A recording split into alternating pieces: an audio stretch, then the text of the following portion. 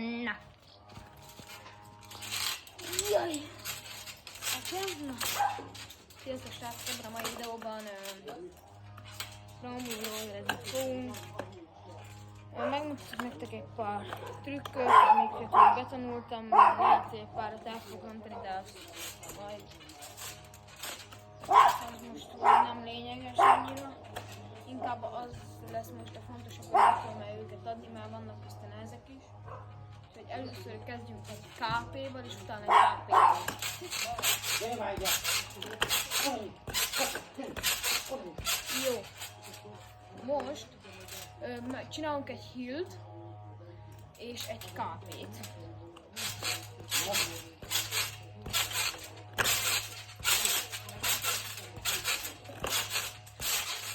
Most pedig csinálunk egy DS 180 KP-t.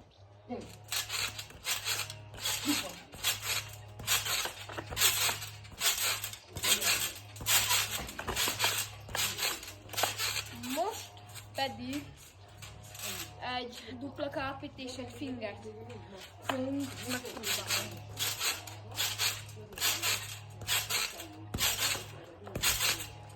Hát ez most nem sikerült, úgyhogy megpróbálkozunk a fingerrel. Ha ez sem megy, akkor megpróbáljuk még egyszer.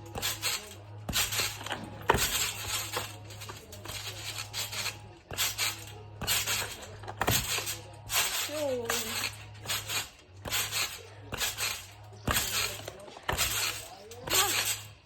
Ez nem volt jó, hogy majd a